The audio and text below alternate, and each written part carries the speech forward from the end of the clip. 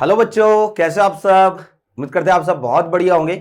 तो भैया थर्मोकेमिस्ट्री का नेक्स्ट लेक्चर हम स्टार्ट करने जा रहे हैं। लास्ट क्लास में हमने बात करी थी रेजोनेंस एनर्जी की, कि रेजोनेंस एनर्जी क्या होती है, कैसे इसका कैलकुलेशन होता है। इसके अलावा एंथैल्पी ऑफ एटमाइजेशन भी हमने देखा, दोनों में क्या डिफरेंस होता है, एटमाइजेशन और बॉन्ड डिसोसिएशन एंथैल्पी में क्या डिफरेंस होता है।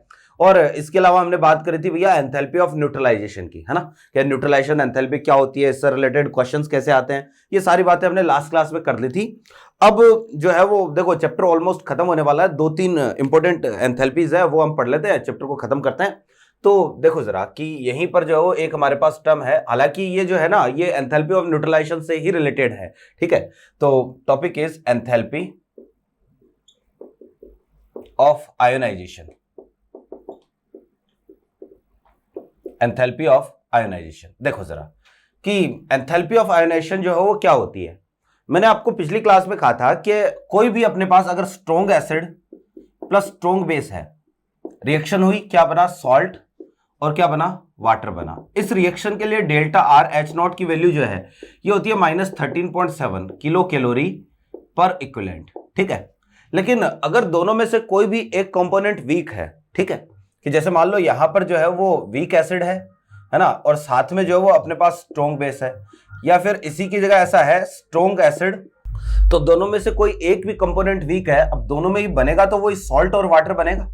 यहां पर भी क्या बनेगा, सॉल्ट प्लस वाटर बनेगा, डेल्टा आर एच नॉट। अब यहां पर देखो जरा कि जो रिलीज हीट है ना ये होनी चाहिए कितनी, 13.7, इतनी हीट रिलीज होनी चाहिए। लेकिन इसका जो कुछ पार्ट है, मान लो इसका जो है वो एक्स हिस्सा जो है वो क्या हो जाता है, इसको वीक एसिड या फिर वीक बेस को आयनाइज करने के काम में आ जाता है। तो यहां पर जो अपने पास एक्स है ना, एक्स, यही हमारे पास होता है क्या, ionization energy, ionization enthalpy, enthalpy of weak acid और वीक बेस, है ना। इसी को हम क्या बोलते हैं, एक तरीके से आयोनाइजेशन एंथैल्पी बोलते हैं।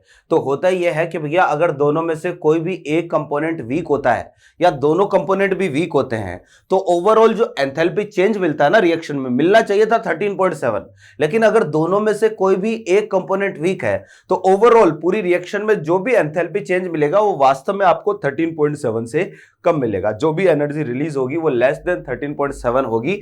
तो इस केस में हम ये बोलेंगे कि ऐसा क्यों है, लेस देन क्यों मिल रहा है आपको, कम क्यों मिल रही है, क्योंकि जितनी भी एनर्जी रिलीज होगी ना उसका कुछ पार्ट जो है वो एसिड या बेस को आयोनाइज करने के काम में आ जाएगा, और जो पार्ट आयोनाइज करने के काम में आता है उसी को हम क्या बोलते हैं, एंथैल्पी ऑफ आयोनाइजेशन बोलते हैं। मैं इसको लिख देता हूं, इन केस ऑफ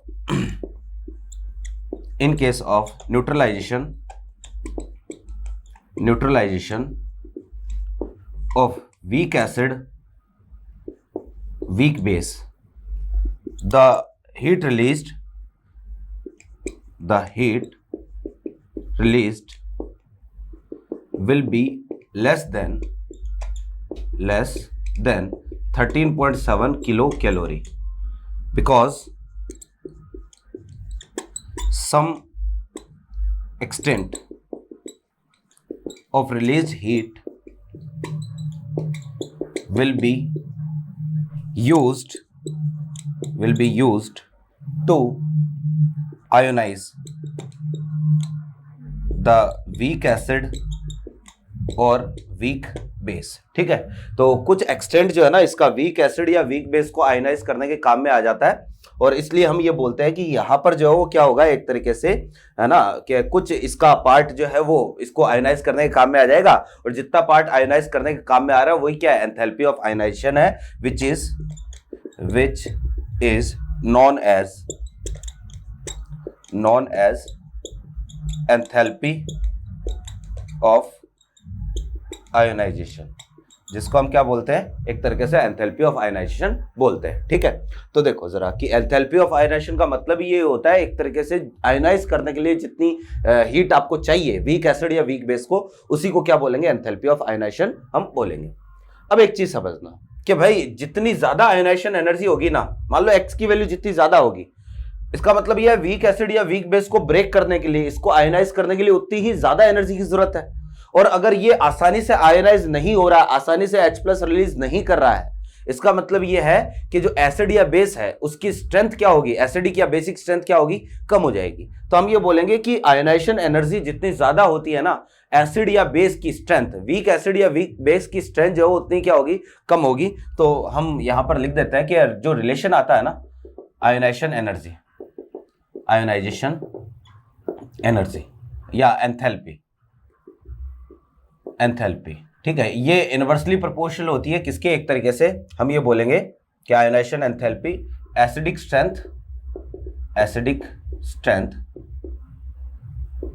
या बेसिक स्ट्रेंथ, ठीक है।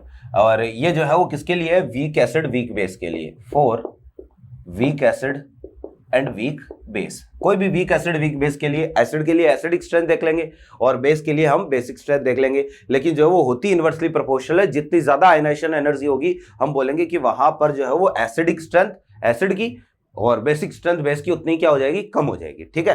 अब आपको क्या करेगा, जैसे 3-4 एसिड या बेस दे दिए और उनके लिए जो वो आपको ये बोलेगा कि भैया इनके लिए एंथैल्पी ऑफ आयनाइजेशन का ऑर्डर ये है, आप बताओ कि एसिडिक या बेसिक स्ट्रेंथ का ऑर्डर क्या होगा। या तो क्वेश्चन ऐसा आएगा या फिर क्वेश्चन में आपको ये बोलेगा कि 3-4 आपको एसिड या बेस दे दिए और बोलेगा कि इनके एंथैल्पी ऑफ आयनाइजेशन का ऑर्डर क्या होगा, तो वही एसिडिक या बेसिक स्ट्रेंथ का ऑर्डर चेक करो, आपको मिल जाएगा एंथैल्पी ऑफ आयनाइजेशन का ऑर्डर। क्लियर है बात। तो भैया ये है एंथैल्पी ऑफ आयनाइजेशन, छोटा सा काम है। नेक्स्ट जो पॉइंट है ना उसकी तरफ हम बढ़ते हैं। देखो जरा, एंथैल्पी ऑफ आयनाइजेशन के बाद में जो अगला जो पॉइंट है ना अपने पास, वो है जी एंथैल्पी ऑफ सॉल्यूशन, ठीक है। देखो एंथैल्पी ऑफ सॉल्यूशन क्या है,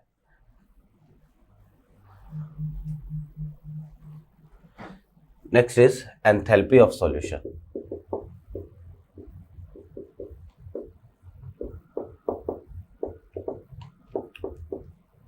ठीक है भैया, देखो कि सॉल्यूशन की एंथैल्पी क्या होती है, जैसे कि नाम से पता चल रहा है कि यहां पर जरूर हम कोई सॉल्यूशन प्रिपेयर करेंगे। तो आपको करना क्या है, कोई भी 1 मोल सॉल्यूट है अपने पास, 1 मोल सॉल्यूट को आपको जो क्या करना है, मिक्स करना है, सॉल्वेंट में मिक्स करना है और एक्सेस ऑफ सॉल्वेंट में मिक्स करना है। कितना सॉल्यूट कितना लेना है, 1 मोल, और सॉल्वेंट कितना लेना है, एक्सेस ऑफ सॉल्वेंट जो बहुत ज्यादा लेना है। तो 1 मोल सॉल्यूट को अगर आप एक्सेस ऑफ सॉल्वेंट में मिक्स करोगे तो जो भी एंथैल्पी चेंज आएगा वही क्या होगी, एक तरीके से एंथैल्पी ऑफ सॉल्यूशन होगी। पहले मैं इसको लिखूंगा कि भाई the enthalpy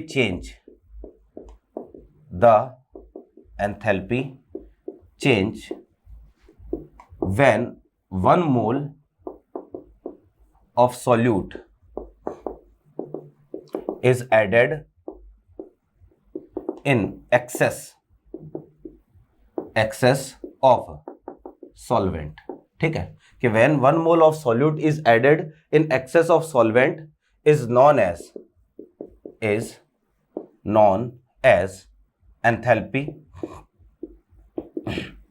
enthalpy of solution, ठीक है। तो इसी को हम क्या बोलते हैं, एंथैल्पी ऑफ सॉल्यूशन बोलते हैं। कि भैया कोई भी अपने पास सॉल्यूट है और उसको क्या करना है, एक्सेस ऑफ सॉल्वेंट में डिसॉल्व करना है, ठीक है, तो उसको क्या बोलेंगे, एंथैल्पी ऑफ सॉल्यूशन बोलेंगे। जैसे एग्जांपल के लिए हमारे पास है भैया CuSO4, ठीक है, ये सॉलिड है और इसको आपने क्या कर दिया भैया, पानी में मिला दिया H2O, है ना, और ये एक्सेस में है, ठीक है। या तो H2O एक्सेस लिखा हुआ मिलेगा या फिर आपको जो वो ऐसा लिखा हुआ मिलेगा एक्वस, ठीक, एक्वस या फिर CuSO4 H2O एक्सेस। तो यहां पर जो क्या होगा, यहां पर बनेगा CuSO4 एक्वस, ठीक है, ये हमारे पास बनेगा CuSO4 जो है वो एक्वस, ये बन गया। और भैया जो CuSO4 एक्वस है ना, एक तरीके से जो है वो यहां इस रिएक्शन में जो भी एंथैल्पी चेंज आएगा, जो भी हीट रिलीज हो रही है, एब्जॉर्ब हो रही है, उसी को हम क्या बोलेंगे, enthalpy of solution. Delta RH0 is equal to enthalpy of solution, ठीक है। और ये एंथैल्पी ऑफ सॉल्यूशन होगी किसके लिए, CuSO4 सॉलिड के लिए। CuSO4 सॉलिड की जो है वो एक तरीके से एंथैल्पी ऑफ सॉल्यूशन को, इस रिएक्शन की एंथैल्पी डिफाइन करेगी। क्या आपको बोल दिया कि CuSO4 के लिए एंथैल्पी ऑफ सॉल्यूशन क्या होगी, तो आप क्या करोगे, 1 मोल CuSO4 लोगे और 1 मोल CuSO4 को आप क्या करोगे, एक्सेस ऑफ सॉल्वेंट में डिसॉल्व करोगे। और एक्सेस ऑफ सॉल्वेंट पानी में जो है वो पानी का बहुत ज्यादा अमाउंट ले लिया और उसमें डिसॉल्व कर दिया, जो भी हीट रिलीज हुई, एब्जॉर्ब हुई, उसको क्या बोलेंगे, एक तरीके से एंथैल्पी ऑफ सॉल्यूशन बोलेंगे, ठीक है। जैसे मान लो आपने जो क्या किया, CuSO4 .5H2O ले लिया, ठीक है, और इसको जो है वो आपने पानी में मिला दिया और एक्सेस में मिला दिया, एक्वस कर दिया, है ना, बहुत ज्यादा अमाउंट पानी में मिला दिया, तो अब क्या बनेगा, अब भी बनेगा भैया CuSO4 एक्वस ही बनेगा। देखो कैसे, कि यार पहले तो इसके पास 5 मॉलिक्यूल हाइड्रेटेड फॉर्म में थे, 5 मॉलिक्यूल पानी के क्रिस्टलाइन फॉर्म में थे, लेकिन अब तो आपने क्या कर दिया, बहुत ज्यादा पानी मिला दिया ना इसमें, और बहुत ज्यादा पानी मिला दिया तो एक तरीके से यहां पर क्या होगा कि भाई 5 मॉलिक्यूल थे, बहुत ज्यादा मिला दिया, तो अब जो है वो पानी के मॉलिक्यूल डिफाइन थोड़ी ना है, बहुत ज्यादा अमाउंट है, तो सारा का सारा जो वो किस में बदल जाएगा, एक्वस में बदल जाएगा। और इस रिएक्शन में जो भी एंथैल्पी चेंज आएगा डेल्टा RH0, ये बराबर होगा enthalpy of solution of CuSO4.5H2O। यहां पर आप CuSO4.5H2O को क्या कर रहे हो, एक्सेस ऑफ सॉल्वेंट मिला रहे हो, तो 1 मोल लेना है, एक्सेस ऑफ सॉल्वेंट में मिक्स करना है, तो जितना भी एंथैल्पी चेंज आएगा वो ही क्या होगा, एक तरीके से एंथैल्पी ऑफ सॉल्यूशन के इक्वल होगा। और जिसको आप पानी में मिला रहे हो एक्चुअल में, उसके लिए एंथैल्पी ऑफ सॉल्यूशन जो है वो हम बोलेंगे कि यहां पर आपने CuSO4 को पानी में मिलाया है, तो एंथैल्पी ऑफ सॉल्यूशन किसके लिए आ गई, CuSO4 के लिए आ गई। यहां पर CuSO4.5H2O को पानी में मिलाया है, CuSO4.5H2O जो है इसके लिए एंथैल्पी ऑफ सॉल्यूशन यहां पर डिफाइन हो गई। क्लियर है बात, मेरे ख्याल से मेरी बातें समझ में आ रही होगी। फिर आप देखो जरा कि एक पॉइंट और है कि द एंथैल्पी ऑफ सॉल्यूशन में बी पॉजिटिव और नेगेटिव। भैया ये एंथैल्पी ऑफ सॉल्यूशन जो है ना, ये पॉजिटिव भी हो सकती है और नेगेटिव भी हो सकती है, यानी कि हो सकता है हीट रिलीज हो जाए, हो सकता है हीट एब्जॉर्ब हो जाए, ये एक्सोथर्मिक भी हो सकती है, एंडोथर्मिक भी हो सकती है, डिपेंड करता है इस सॉल्ट की नेचर पर, ये सॉल्ट कैसा है ना, इसकी नेचर पर डिपेंड करेगा कि एंथैल्पी ऑफ सॉल्यूशन एक्सोथर्मिक होगी कि एंडोथर्मिक होगी, ये बात है भैया, ठीक है। तो एंथैल्पी ऑफ सॉल्यूशन पॉजिटिव भी हो सकती है, नेगेटिव भी हो सकती है। अब काम की बात ये है, ध्यान ये रखना है कि आखिर किसके लिए पॉजिटिव होगी और किसके लिए नेगेटिव होगी। मैं 2-4 पॉइंट लिख रहा हूं जो कि आप ध्यान में रखोगे। सबसे पहले एंथैल्पी, या इसको मैं डायरेक्टली लिख देता हूं, बार बार जो है वो अपन को एंथैल्पी ऑफ सॉल्यूशन ना लिखना पड़े, कि एंथैल्पी ऑफ सॉल्यूशन है ना will be exothermic for salts which can form their hydrate। ठीक है भैया, देखो जरा कि enthalpy of solution will be exothermic for salt which can form their hydrate, कि ऐसे सॉल्ट जो अपने हाइड्रेट बना सकते हैं, है ना, और हाइड्रेट अगर बन सकता है किसी सॉल्ट का, तो उन सब के लिए, जो उन सबको आप पानी में मिलाओगे तो वहां पर हीट रिलीज ही होगी। जैसे एग्जांपल के लिए हमारे पास है CuSO4, हमें पता है CuSO4 का हाइड्रेट बनता है, CuSO4.5H2O बनता है, ठीक है। इसी तरह से जैसे LiCl, ठीक है, जैसे हमारे पास है Na2SO4, ठीक है, ये सारे के सारे जो वो ऐसे सॉल्ट होते हैं जिनका हाइड्रेट बन सकता है, और किसी भी सॉल्ट का अगर हाइड्रेट बन सकता है तो वहां पर हम बोलेंगे कि उसके लिए एंथैल्पी ऑफ सॉल्यूशन क्या होगी, एक्सोथर्मिक होगी। उस सॉल्ट को जैसे ही आप पानी में ऐड करोगे तो वहां से हीट क्या होगी, रिलीज होगी, है ना। तो ये तो ही एक बात, enthalpy of solution will be exothermic for salts which can form their hydrate, ठीक है। और देखो जरा कि किसी भी सॉल्ट के हाइड्रेटेड फॉर्म को अगर आप पानी में मिलाओगे ना, हाइड्रेटेड फॉर्म को पानी में मिलाओगे, तो भैया एंथैल्पी ऑफ सॉल्यूशन जो है वो पॉजिटिव होगी, ठीक है। तो मैं ये लिखूंगा कि एंथैल्पी ऑफ सॉल्यूशन, ठीक है, will be enthalpy of solution will be endothermic for salts या for hydrated form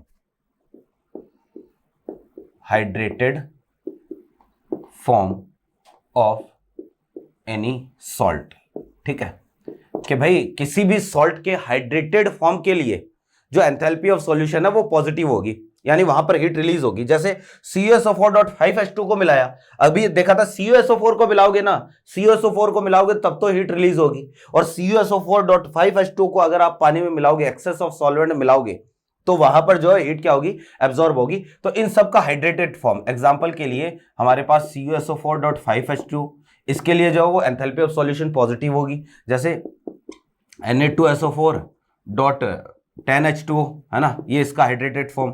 LiCl.10 6H2O, ठीक है, ये इसका हाइड्रेटेड फॉर्म। तो किसी भी सॉल्ट के हाइड्रेटेड फॉर्म के लिए जो है वो एंथैल्पी ऑफ सॉल्यूशन कैसी होगी, पॉजिटिव होगी। LiCl.2H2O है, ठीक है, LiCl.2H2O। इसके अलावा CaCl2.6H2O है ना, ये सारे के सारे क्या है, किसी भी सॉल्ट के हाइड्रेटेड फॉर्म है, और हाइड्रेटेड फॉर्म के लिए जो एंथैल्पी ऑफ सॉल्यूशन है वो कैसी होगी, पॉजिटिव होगी, ठीक है। इसके बाद देखो जरा कि कुछ सॉल्ट हमारे पास ऐसे होते हैं जिनका कभी हाइड्रेट बनता ही नहीं है ना, कि वो हाइड्रेट बनाते ही नहीं है। तो उन सब के लिए भी कि भाई कोई सॉल्ट जो है वो अगर हाइड्रेटेड फॉर्म में नहीं है या हाइड्रेट अगर नहीं बना रहा है तो उसके लिए जो पॉजिटिव होगी कि नेगेटिव होगी, ये हमें देखना है। तो देखो जरा कि मैं यहां लिख देता हूं इसको कि सॉल्ट्स विच नॉट फॉर्म,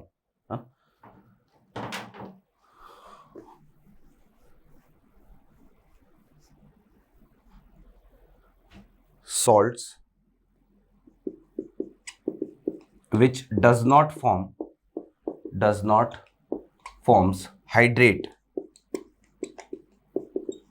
ठीक है, salts which does not, four salts ऐसे लिख देता हूं, four salts which does not forms hydrate, delta H solution will be endothermic।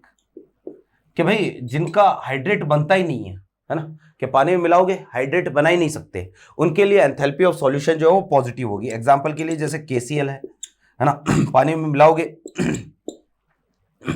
हम नहीं बोलते कि KCl.5H2O बनेगा, KCl.10H2O, क्योंकि ये हाइड्रेट बनाते ही नहीं है। तो अगर किसी का हाइड्रेट नहीं बनेगा ना तो वहां पर जो हम बोलेंगे एंथैल्पी ऑफ सॉल्यूशन कैसी होगी, पॉजिटिव होगी। जैसे हमारे पास है AgNO3, आप कभी भी नहीं देखोगे कि AgNO3 के साथ जो वो लिखा हुआ है AgNO3.2H2O, क्रिस्टलाइन फॉर्म में वाटर होता ही नहीं है इनके पास, ठीक है। तो जिसका भी अगर हाइड्रेट नहीं बन रहा है तो वहां पर जो वो एंथैल्पी ऑफ सॉल्यूशन कैसी होगी, पॉजिटिव होगी। फिर एक चीज और ध्यान में रखनी है ना, यहां लिख देता हूं, ये तो आपने पहले नोट कर ही लिया होगा, इसको मिटा देता हूं।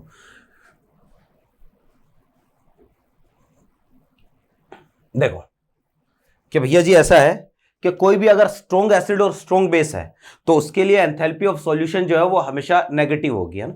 तो enthalpy of solution for strong acid, enthalpy of solution for strong acid and strong base will be always endothermic, exothermic. क्योंकि भैया देखो कि स्ट्रॉन्ग एसिड और स्ट्रॉन्ग बेस को जैसे ही आप मिलाओगे ना तो यहां पर क्या मिलेगा, H+ मिलेगा, या अगर स्ट्रॉन्ग बेस है तो वहां से कोई केटाइन मिलेगा आपको, जैसे S ब्लॉक का कोई केटाइन मिल गया। और केटाइन को जो है, केटाइन या एनाइन को आप जैसे ही पानी में मिलाओगे तो वाटर के मॉलिक्यूल उसको चारों तरफ से क्या कर देंगे, घेर लेंगे, और अट्रैक्शन होगा और एनर्जी क्या हो जाएगी, रिलीज हो जाएगी। तो स्ट्रॉन्ग एसिड और स्ट्रॉन्ग बेस के लिए हमेशा जो कैसी होती है, एक्सोथर्मिक होती है। फिर इसके बाद देखो जरा कि delta H solution will be exothermic for any cation और एनाइन, ठीक है। कोई भी केटाइन और एनाइन है अपने पास, है ना, तो उसके लिए जो है वो कैसी होगी, एक्सोथर्मिक। वही पानी के मॉलिक्यूल उसको चारों तरफ से घेर लेंगे, घेर के उसका हाइड्रेशन कर देंगे और अट्रैक्शन बढ़ेगा, अट्रैक्शन बढ़ने की वजह से वहां से एनर्जी क्या हो जाएगी, रिलीज हो जाएगी, ठीक है। तो ये हमारे पास कंडीशन है किसकी, एंथैल्पी ऑफ सॉल्यूशन की। ध्यान ये रखना है कि कब तो पॉजिटिव होगी कब नेगेटिव होगी। इसी से रिलेटेड हमारे पास जो 2-3 पॉइंट और है, एंथैल्पी ऑफ सॉल्यूशन से ही रिलेटेड पॉइंट है, ठीक है। ध्यान से देखना जरा कि नेक्स्ट हमारे पास है इंटीग्रेटेड एंथैल्पी ऑफ सॉल्यूशन। देखना कि इस पर एक बार क्वेश्चन भी आया हुआ है, जेई में आया हुआ क्वेश्चन है, ठीक है ना। और ध्यान रखना कि ये जो एंथैल्पी ऑफ सॉल्यूशन का जो पार्ट है ना, ये नीट में भी जो है वो इसी साल अपडेट किया है, नीट में भी जो वो है, ठीक है। पहले शायद मैंने गलती से बोल दिया था कि नीट में नहीं है, लेकिन वास्तव में भैया ये है नीट में। और कैलोरीमीटर से एंथैल्पी ऑफ सॉल्यूशन का मेजरमेंट भी है। तो कैलोरीमीटर मैं ऑलरेडी पहले आपको पढ़ा चुका हूं, ठीक है। बॉम्ब कैलोरीमीटर एक तरीके से उसी से हम एंथैल्पी ऑफ सॉल्यूशन का मेजरमेंट करते हैं। बॉम्ब कैलोरीमीटर का कंसेप्ट आपके दिमाग में है तो एंथैल्पी ऑफ सॉल्यूशन से कहीं कोई दिक्कत नहीं आने वाली है, ठीक है। अब देखो जरा कि इंटीग्रेटेड, या इसको हम इंटीग्रल एंथैल्पी ऑफ सॉल्यूशन भी बोलते हैं। तो नेक्स्ट इज इंटीग्रल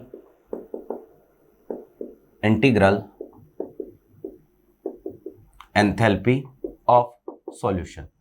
देखो दोनों में क्या डिफरेंस होता है। एंथैल्पी ऑफ सॉल्यूशन में तो आपने क्या कहा कि 1 मोल सॉल्यूट को आप मिक्स कर दो किसमें, एक्सेस ऑफ सॉल्वेंट में, कि 1 मोल सॉल्यूट लेना है और उसको एक्सेस ऑफ सॉल्वेंट में आपको डिसॉल्व करना है, तो जितना भी एंथैल्पी चेंज आता है उसको तो हम बोलेंगे क्या, एक तरीके से एंथैल्पी ऑफ सॉल्यूशन। अब है इंटीग्रल एंथैल्पी ऑफ सॉल्यूशन। यहां पर आपको क्या करना है, 1 मोल सॉल्यूट लेना है और सॉल्वेंट जो है उसका गिवन अमाउंट हो जाएगा, गिवन अमाउंट ऑफ सॉल्वेंट में आपको डिसॉल्व करना है। पहले मैं इसको लिख देता हूं कि the enthalpy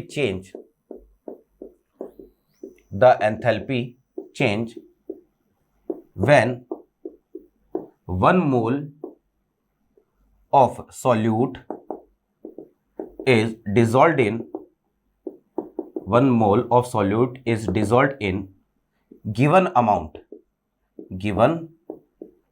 amount of solvent।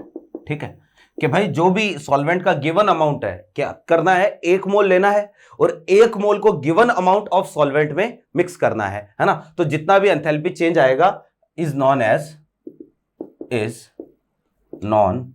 As integral enthalpy of solution. ठीक है, इसी को हम बोलेंगे एक तरीके से इंटीग्रल एंथैल्पी ऑफ सॉल्यूशन। अब समझना जरा कि इंटीग्रल एंथैल्पी ऑफ सॉल्यूशन, जैसे मान लो अभी हमने केसीएल लिया था, ठीक है, और इसको आपने क्या किया कि जैसे एक्वस में जो है वो एक तरीके से पानी में घोल दिया, बहुत ज्यादा एक्सेस में घोल दिया, तो बना केसीएल एक्वस, ये बना। यहां पर जो भी एंथैल्पी चेंज हुआ रिएक्शन में, ये तो है enthalpy of solution of KCL, ठीक है, सॉलिड। ये तो enthalpy of solution of KCL solid है। ठीक, क्या एक्सेस लिया तब तो एंथैल्पी ऑफ सॉल्यूशन है ना। अब आपने क्या किया, केसीएल सॉलिड, और मान लो यहां पर जो वो 20H2, मतलब ये है कि जो सॉल्वेंट लिया ना उसके मोल भी आपने फिक्स कर दिए कि भाई केसीएल को 20 मोल H2O में डिसॉल्व करना है।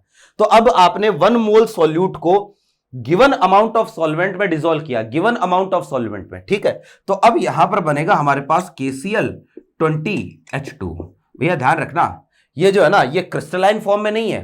KCl अपना हाइड्रेट नहीं बनाता है, this is not hydrated form. इस कंपाउंड का मतलब यह है, ये जो मैंने लिखा है ना, इसका मतलब यह है कि KCl को आपने जो है वो 20 मोल पानी में डिसॉल्व किया है ना। हाइड्रेटेड फॉर्म होता तो इसको ऐसे लिखते हैं KCl.20H2। हाइड्रेटेड फॉर्म को हम ऐसे लिखते हैं, ब्रैकेट में नहीं लिखते हैं, तो ये हाइड्रेटेड फॉर्म नहीं है और KCl तो हाइड्रेट बनाता ही नहीं है। ठीक है, तो ये ध्यान में रखना कि भैया इसका मतलब यह है कि KCl को आपने 20 H2O में, 20 मोल H2O में जो क्या किया है, डिसॉल्व किया है। यहां पर जो है यही अपने पास क्या है, इंटीग्रल हीट ऑफ सॉल्यूशन है। कहने का मतलब मैं ये बोलूंगा डेल्टा RH0 ये बराबर होगा इंटीग्रल एंथैल्पी ऑफ सॉल्यूशन, ठीक है, ऑफ KCl सॉलिड। अच्छा देखो, मुझे बताओ कि किसी एक पर्टिकुलर सॉल्यूट के लिए कितनी इंटीग्रल एंथैल्पी ऑफ सॉल्यूशन हो सकती है? कितनी इंटीग्रल एंथैल्पी ऑफ सॉल्यूशन हो सकती है? इनफाइनाइट हो सकती है। कैसे कि भाई कभी आपने 1 मोल में डिसॉल्व कर दिया, कभी 5 मोल में डिसॉल्व कर दिया, कभी 10 मोल में, कभी 50 मोल में, कभी 100 मोल में। जैसे मान लो मैं इसको अगर ऐसे लिखूं कि जैसे KCl सॉलिड और यहां पर मैंने ले लिया 100 H2O, ठीक है, इस कन्वर्टिंग इनटू ये क्या बनेगा, KCl और 100 H2O। अब आपने क्या कर दिया कि भाई 20 की जगह 100 H2O में डिसॉल्व कर दिया, तो ये भी तो इंटीग्रल हीट ऑफ सॉल्यूशन ही है कि भाई गिवन अमाउंट ऑफ सॉल्वेंट में आपको डिसॉल्व करना है। तो यहां पर भी मैं लिखूंगा delta RH0, this is integral enthalpy of solution. ठीक है, और किसके लिए, वही KCl सॉलिड के लिए, ऑफ KCl सॉलिड। ठीक है, लेकिन भैया ध्यान रखना कि दोनों में जो डेल्टा H है ना उसकी वैल्यू अलग अलग होगी। यहां पर मान लो ये X है तो यहां पर कितनी हो जाएगी, ये Y हो जाएगी। दोनों में वैल्यू अलग अलग होगी क्योंकि यहां तो आप 20 मोल में डिसॉल्व कर रहे हो, यहां 100 मोल में डिसॉल्व कर रहे हो। तो भैया इंटीग्रल किसी भी एक गिवन सॉल्यूट के लिए या गिवन सॉल्ट के लिए जो इंटीग्रल एंथैल्पी ऑफ सॉल्यूशन है उसकी कितनी वैल्यूज हो सकती है, इनफाइनाइट वैल्यूज हो सकती है, कितनी भी हो सकती है। ठीक है, क्योंकि हम जो है वो जितनी मर्जी चाहे उतना जो है वो सॉल्यूट उसमें डिसॉल्व कर सकते हैं। ठीक है, या जितनी मर्जी चाहे उतने सॉल्वेंट में सॉल्यूट को डिसॉल्व कर सकते हैं। तो यही है अपने पास क्या, इंटीग्रल एंथैल्पी ऑफ सॉल्यूशन। ठीक है, फिर देखो इसी से रिलेटेड एक और एंथैल्पी है, हम जिसको बोलते हैं एंथैल्पी ऑफ डाइल्यूशन। देखिएगा, एंथैल्पी ऑफ डाइल्यूशन। देखो भैया कि जो एंथैल्पी ऑफ डाइल्यूशन है ना, ये क्या होती है, एक तरीके से जो नाम है वैसा ही काम है कि भाई डाइल्यूट करने के लिए जितनी एंथैल्पी आपको चाहिए या डाइल्यूट करने पर जो भी एंथैल्पी चेंज आएगा वही क्या है, एंथैल्पी ऑफ डाइल्यूशन है। तो मैं लिख देता हूं कि the enthalpy change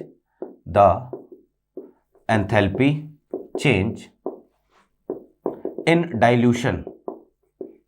dilution of, ठीक है, given solution is known as, ठीक है, एंथैल्पी ऑफ डाइल्यूशन। इसी को हम क्या बोलेंगे, एंथैल्पी ऑफ डाइल्यूशन बोलेंगे, ठीक है। जैसे आप ये समझो कि अगर मैं क्या करूं कि फर्स्ट रिएक्शन को जो है ना वो मैं, या फिर सेकंड रिएक्शन को फ्लिप कर दूं, ठीक है, इस सेकंड रिएक्शन को कर दो फ्लिप, और सेकंड रिएक्शन को फ्लिप करके फर्स्ट में क्या कर दो, ऐड कर दो। तो हमारे पास जो वो ऐसी कंडीशन है कि एक तो रिएक्शन है KCl और 20H2O, ठीक है, और जो है वो इधर जो है वो हमारे पास क्या आएगा, KCl और ये आया 20H2O, ठीक है। अब सेकंड रिएक्शन को, इसके लिए डेल्टा R H नॉट की वैल्यू हमने कहा कितनी है, ये है x, ठीक।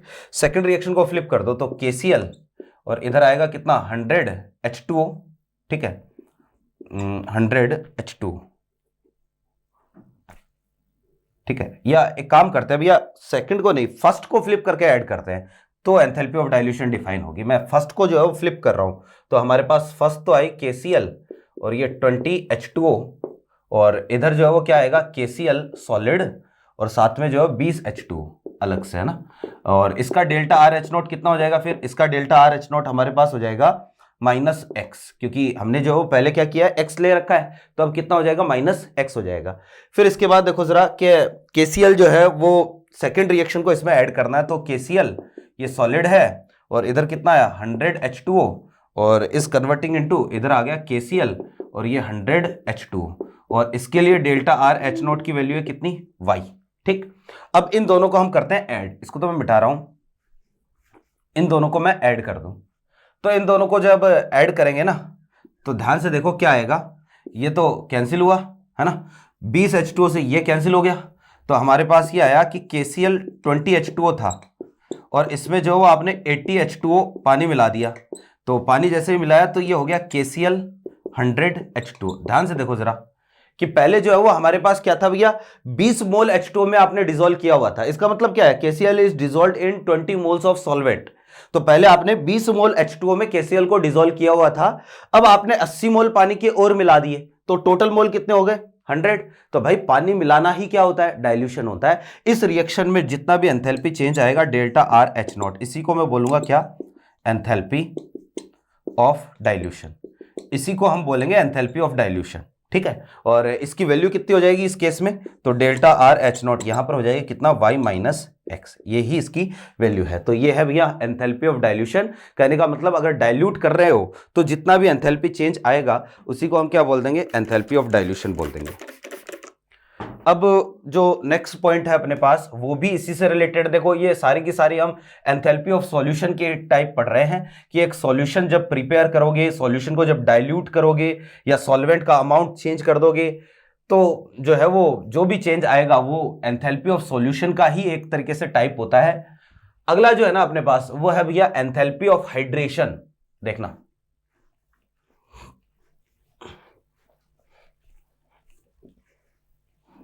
एंथैल्पी ऑफ हाइड्रेशन, देखो जी क्या होता है ना। Next is enthalpy of hydration. जैसा कि नाम से पता चल रहा है, ठीक है, कि भाई किसी भी सॉल्ट को हाइड्रेट करने के लिए, किसी भी सॉल्ट का जो हाइड्रेटेड फॉर्म है ना वो बनाने में जितना भी एंथैल्पी चेंज आएगा उसी को क्या बोलेंगे, एंथैल्पी ऑफ हाइड्रेशन बोलेंगे, ठीक है। तो पहले मैं लिख देता हूं इसको कि द एंथैल्पी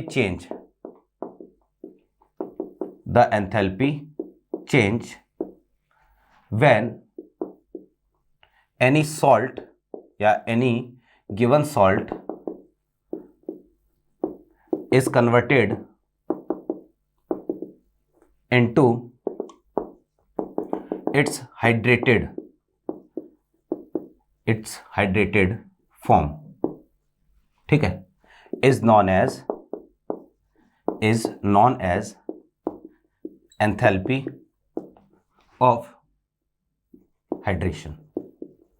ठीक है, इसी को हम क्या बोलते हैं, एक तरीके से एंथैल्पी ऑफ हाइड्रेशन बोलते हैं कि कोई भी है अपने पास सॉल्ट है, उसका हाइड्रेटेड फॉर्म बनाना है। जैसे मान लो कि हमारे पास है CuSO4, ठीक, और CuSO4 है सॉलिड, इसको आपने 5H2O मिलाया तो बना CuSO4.5H2O।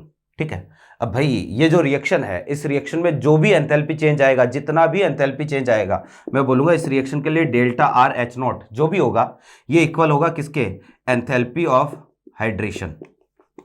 ठीक है, ऑफ CuSO4 सॉलिड, के CuSO4 का आप हाइड्रेट बना रहे हो ना, तो इस रिएक्शन में जो भी एंथैल्पी चेंज आएगा यही CuSO4 सॉलिड के लिए एंथैल्पी ऑफ हाइड्रेशन के बराबर होगा। ठीक है, तो नेक्स्ट देखना जरा कि ये हमारे पास इतने तरीके की एंथैल्पीज है। सबसे पहले हमने एंथैल्पी ऑफ सॉल्यूशन देखा।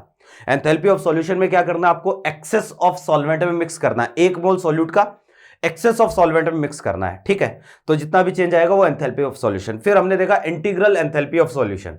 तो इंटीग्रल एंथैल्पी ऑफ सॉल्यूशन में क्या करते हैं कि 1 मोल सॉल्यूट लेना है और गिवन अमाउंट ऑफ सॉल्वेंट में मिक्स करना है। ठीक है, तो इंटीग्रल हीट ऑफ सॉल्यूशन।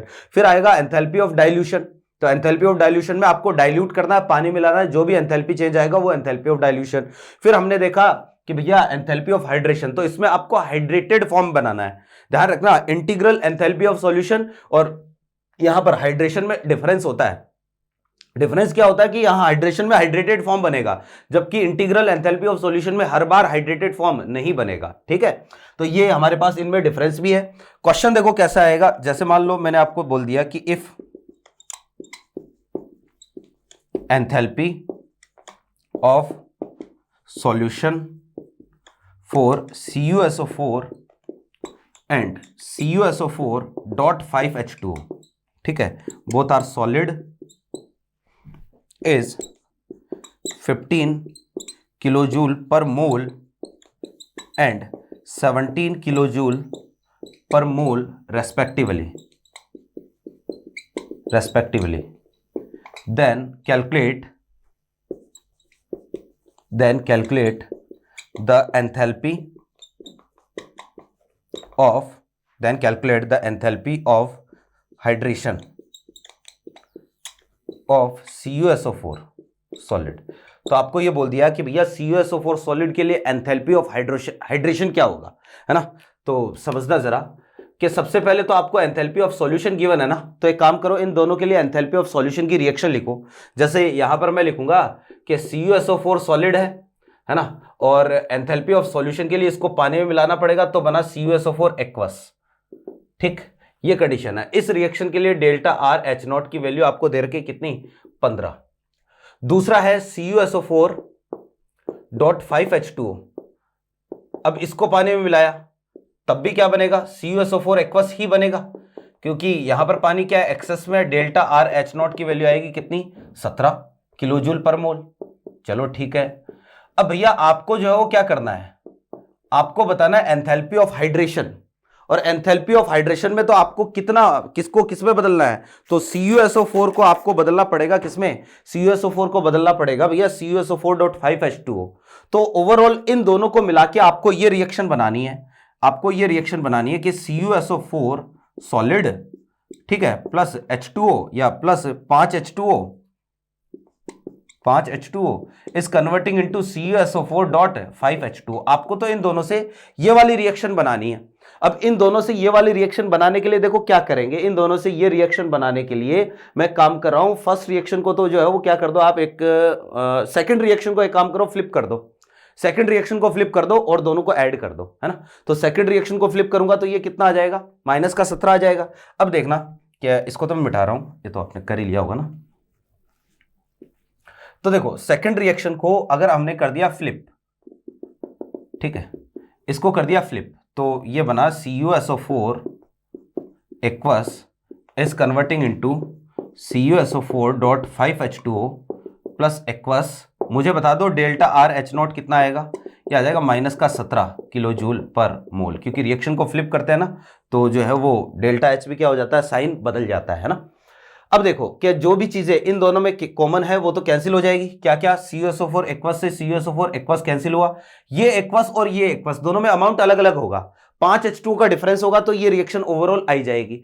लेकिन भाई ध्यान में ये रखना है कि जब हम इनको ऐड करेंगे तो माइनस का 17 प्लस का 15, तो माइनस का 2 आना चाहिए। लेकिन मैंने आपको शुरू में बताया था कि ये चीज ध्यान में रखनी होती है, ये चीज याद रखनी होती है कि किसके लिए एंथैल्पी ऑफ सॉल्यूशन पॉजिटिव होगी, किसके लिए नेगेटिव होगी। जैसे CuSO4 5H2 हाइड्रेटेड फॉर्म है, हाइड्रेटेड फॉर्म के लिए तो एंथैल्पी ऑफ सॉल्यूशन पॉजिटिव ही होती है, तो यहां पर प्लस ही है। लेकिन भैया जो CuSO4 है ये अपना हाइड्रेट बना सकता है, तो जो नॉन हाइड्रेटेड फॉर्म होता है उसके लिए जो एंथैल्पी ऑफ सॉल्यूशन है ये नेगेटिव होती है। तो यहां पर क्वेश्चन में मेंशन नहीं है, ये क्वेश्चन जो है जेईई में आया हुआ क्वेश्चन है, ध्यान रखना। तो ये जो है ना यहां पर क्वेश्चन में मेंशन नहीं है, क्वेश्चन में तो आपको ध्यान में, जैसे हम ये मानते हैं ना कि ये चीज अंडरस्टूड होती है, एंथैल्पी ऑफ कंबशन कैसी होती है, हमेशा नेगेटिव होती है। एंथैल्पी ऑफ न्यूट्रलाइजेशन कैसी होती है, नेगेटिव होती है। बॉन्ड डिसोसिएशन एंथैल्पी कैसी होती है, पॉजिटिव होती है। अंडरस्टूड होती है ना, वैसे ही ये चीजें भी अंडरस्टूड होनी चाहिए कि CuSO4 जो है वो क्या है, नॉन हाइड्रेटेड फॉर्म है, और ऐसे सॉल्ट जो अपना हाइड्रेट बना सकते हैं उनके लिए जो एंथैल्पी ऑफ सॉल्यूशन है वो नेगेटिव होती है। तो इस रिएक्शन का जो डेल्टा RH0 आएगा ना, ये हमारे पास आएगा, कितना आएगा, माइनस का 32 किलो जूल, और यही क्या है, अपना आंसर है। ठीक है ना, तो यही आंसर है। आंसर जो है -2 नहीं होगा, आंसर होगा माइनस का 32। ठीक है, क्योंकि साइन में जो है वो गड़बड़ नहीं करनी है। तो ये थी भैया अपने पास एंथैल्पी ऑफ सॉल्यूशन, बहुत ही सीधा सा काम है ना, 2-4 अलग अलग टाइप है एंथैल्पी ऑफ सॉल्यूशन के। अब जो नेक्स्ट पॉइंट हम बात करने जा रहे हैं, लास्ट पॉइंट है, ऐसे मान के चलो कि वो है भैया एक तरीके से लेटिस एनर्जी। लेटिस एनर्जी क्या होती है, देखो जरा। हाँ तो भैया देखो जरा कि नेक्स्ट जो अपने पास एंथैल्पी है लास्ट, वो है लेटिस एनर्जी। लेटिस एनर्जी, अब लेटिस एनर्जी देखो होती क्या है, ठीक है। तो हम यहां पर बोलते, देखो ये पहली बात तो किसी भी आयनिक सॉलिड के लिए डिफाइन होती है कि आपको क्या करना है, किसी भी आयनिक सॉलिड का फॉर्मेशन करना है। और जब भी हम एंथैल्पी की बात करते हैं या पूरी थर्मोकेमिस्ट्री में हमने कोई भी एंथैल्पी डिफाइन करी है वो हमेशा 1 मोल के लिए डिफाइन करी है। तो यहां पर हम बोलेंगे कि आपको 1 मोल आयनिक सॉलिड बनाना है ना, और किससे बनाना है, उसके गैसियस आयन से बनाना है, गैसियस केटायन और एनायन से बनाना है। तो टोटल जितना भी एंथैल्पी चेंज आएगा उसी को हम क्या बोलेंगे, लेटिस एंथैल्पी बोलेंगे या लेटिस एनर्जी बोलेंगे। तो पहले मैं इसको लिख देता हूं कि the enthalpy change in the formation of 1 mole ionic solid from sufficient amount of its gaseous cation and anion। ठीक है, कि आपको जो है वो इतना सफिशिएंट, इतने अमाउंट में, सफिशिएंट अमाउंट में केटाइन और एनाइन लेने हैं ताकि 1 मोल आयनिक सॉलिड का फॉर्मेशन हो जाए। और 1 मोल आयनिक सॉलिड का फॉर्मेशन होगा, जितनी भी एंथैल्पी जो वो चेंज आएगी वही क्या होगी, एक तरीके से हम बोलेंगे कि भाई लेटिस एंथैल्पी होगी, लेटिस एनर्जी होगी। अब देखो क्या होगा, ये कि केटाइन और एनाइन से हम क्या कर रहे हैं, सॉलिड बना रहे हैं। केटाइन और एनाइन से सॉलिड बनाओगे तो दोनों के बीच में अट्रैक्शन होगा, और अट्रैक्शन होगा तो एंथैल्पी एनर्जी क्या होगी, रिलीज होगी। तो लेटिस एनर्जी हमेशा रिलीज एनर्जी होती है, ये चीज ध्यान में रखना है ना। तो मैं ये लिख देता हूं कि लेटिस, डेल्टा लेटिस है ना, H0 will be always negative, ये हमेशा जो है नेगेटिव होगी। अब देखो जरा कि जैसे हम बोलेंगे हमारे पास हमें NaCl बनाना, तो 1 मोल तो आपने क्या लेना पड़ेगा आपको, Na प्लस गैस साथ में Cl माइनस गैस, तब बना 1 मोल NaCl सॉलिड। देखो क्या आपको 1 मोल आयनिक सॉलिड बनाना है, और 1 मोल आयनिक सॉलिड बनाने के लिए सफिशिएंट अमाउंट में आपको केटाइन और एनाइन लेने हैं। टोटल जितना भी एंथैल्पी चेंज आएगा इसी को हम क्या बोलेंगे, एक तरीके से इसी रिएक्शन के लिए डेल्टा RH0 की वैल्यू बराबर है delta H lattice of NaCl solid. ठीक है, इस रिएक्शन की जो एंथैल्पी होगी यही NaCl सॉलिड की एक तरीके से लेटिस एनर्जी है या लेटिस एंथैल्पी है। ठीक है, जैसे आपको जो क्या करना है, जैसे Na2SO4 बनाना है या MgCl2 सॉलिड बनाना है, MgCl2 सॉलिड ये बनाना आपको, तो 1 मोल बनाओ, किससे बनाओगे, कि भाई सफिशिएंट अमाउंट में इतना सफिशिएंट अमाउंट ले लो केटाइन और एनाइन का, ताकि ये 1 मोल बन जाए। तो आपको जो Mg+2 चाहिए गैस फॉर्म में, Mg+2 गैस और साथ में 2Cl- गैस, आपको ये चाहिए। तो भैया Mg+2 गैस और 2Cl- गैस से आप जो है 1 मोल MgCl2 सॉलिड बनाओगे, तो डेल्टा RH0 जितना भी चेंज आएगा यही क्या है, लेटिस एंथैल्पी के बराबर है।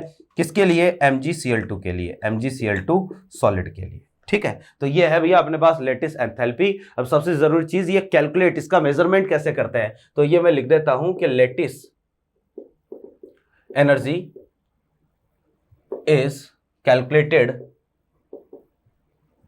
Calculated by born-Haber cycle. ठीक है, बॉर्न-हैबर साइकिल। भैया हम इसको जो है क्या करते हैं, बॉर्न-हैबर साइकिल से कैलकुलेट करते हैं। और हो सकता है बॉर्न-हैबर साइकिल जो है वो आप में से बहुत सारे लोगों ने या तो केमिकल बॉन्डिंग या पीरियोडिक टेबल में पढ़ा होगा, है ना, लेकिन कोई दिक्कत नहीं है। बॉर्न-हैबर साइकिल क्या होता है, हम एक बार वापस से इसको जो है थोड़ा सा डिस्कस कर लेते हैं। देखो जरा कि बॉर्न-हैबर साइकिल होता क्या है। किसी का भी बॉर्न-हैबर साइकिल आप बना सकते हो, किसी भी आयनिक सॉलिड का। जैसे यहां पर जो है वो हम MgCl2 और NaCl इन दोनों का ही बॉर्न-हैबर साइकिल बना लेते हैं। तो आपको जो है वो कैसे बॉर्न-हैबर साइकिल बनाना है, क्या क्वेश्चन आ सकता है, यही हमें समझना है ना। कि जैसे सबसे पहले बॉर्न-हैबर साइकिल ऑफ NaCl, ठीक है, पहले NaCl के लिए हम बना लेते हैं। तो जिसके लिए भी आपको बॉर्न-हैबर साइकिल बनाना है, आप एक काम करो, उसके लिए एंथैल्पी ऑफ फॉर्मेशन की रिएक्शन लिखो। कि जो फॉर्मेशन की रिएक्शन बताई थी क्या, कि 1 मोल बनाना है और थर्मोडायनेमिक रेफरेंस स्टेट से बनाना है। जैसे मान लो NaCl के लिए हमें लेटिस एनर्जी कैलकुलेट करनी है, तो NaCl के लिए सबसे पहले आप एंथैल्पी ऑफ फॉर्मेशन की रिएक्शन लिखो। तो एंथैल्पी ऑफ फॉर्मेशन की रिएक्शन क्या होगी, Na solid half Cl2 gas is converting into NaCl solid. इस रिएक्शन का जो भी एंथैल्पी चेंज आएगा डेल्टा RH0, ये बराबर है enthalpy of formation of NaCl solid. ठीक है, ये है। अब भैया हमें तो क्या करना है, लेटिस एनर्जी निकालनी है।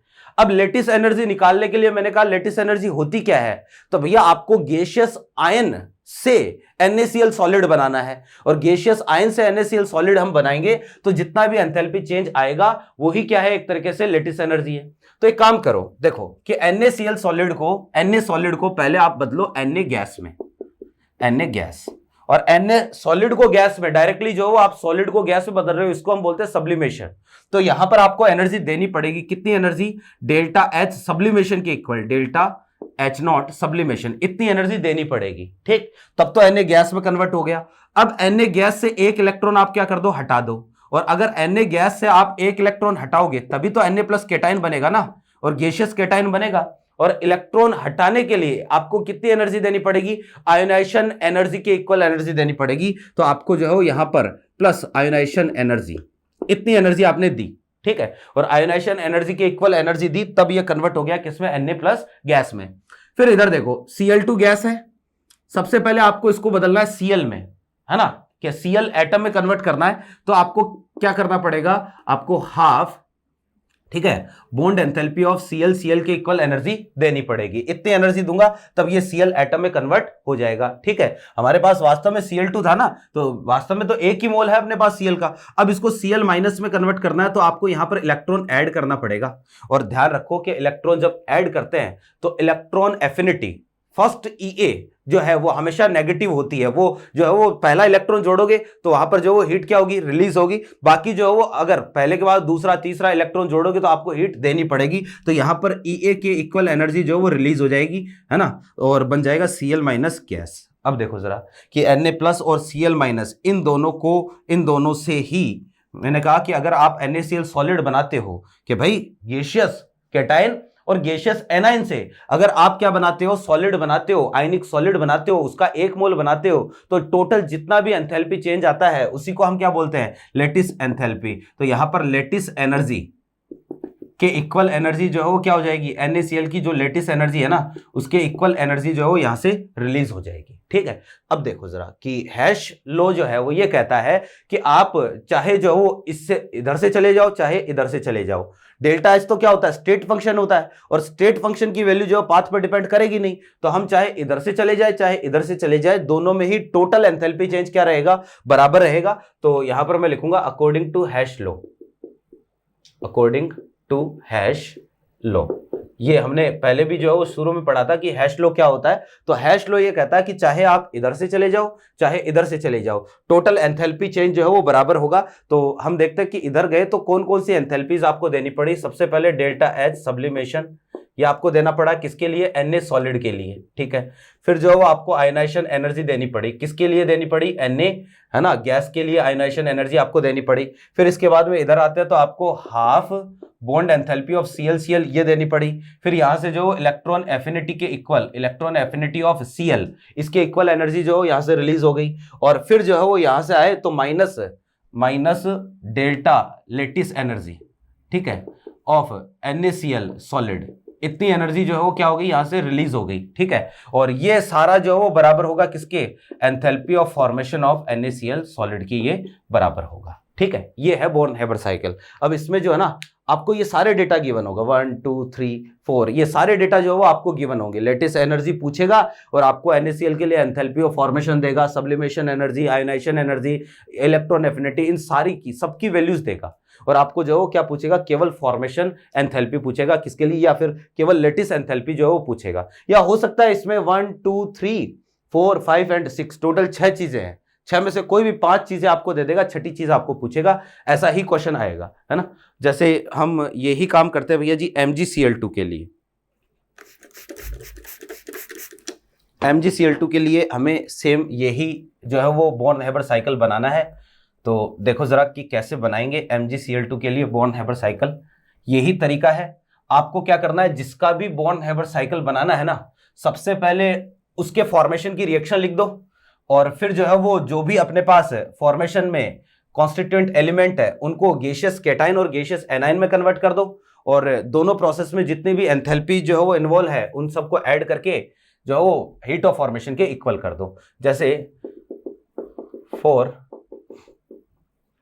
MgCl2 सॉलिड, ठीक है, मान लो हमें MgCl2 सॉलिड के लिए बॉर्न हेबर साइकिल बनाना है, तो सबसे पहले तो क्या करोगे, सबसे पहले आप इसके लिए जो है वो फॉर्मेशन की रिएक्शन लिखो, Mg सॉलिड, ये Cl2 gas is converting into MgCl2 solid. इस रिएक्शन की जो एंथैल्पी होगी डेल्टा RH0, ये इक्वल है enthalpy of formation of MgCl2 solid के इक्वल है। क्लियर है बात। अब देखो जरा कि सबसे पहले क्या करेंगे, सबसे पहले Mg सॉलिड को हमें क्या करना है, गैसियस कैटाइन और गैसियस एनाइन बनाने।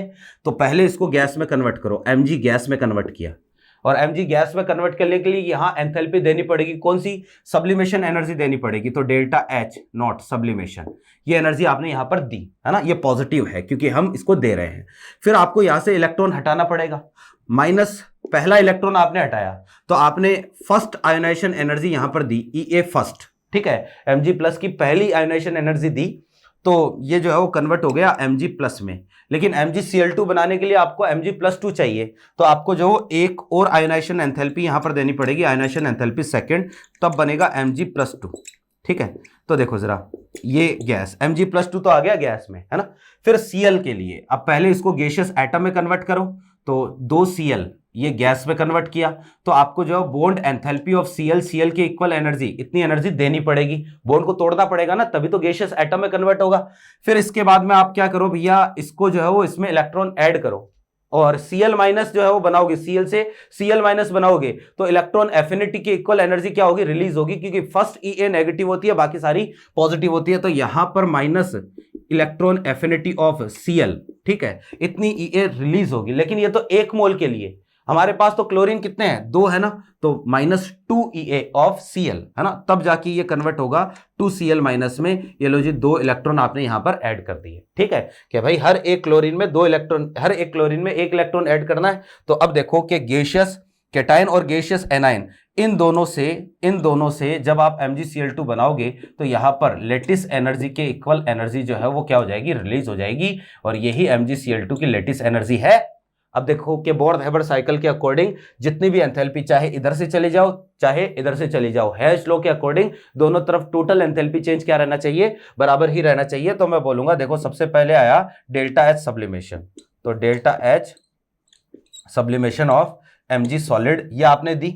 फिर first Ea of Mg, gas ये आपने दी, फिर सेकंड ईए सेकंड या sorry ionization energy second 4 mg gas ये आपने दी, है ना।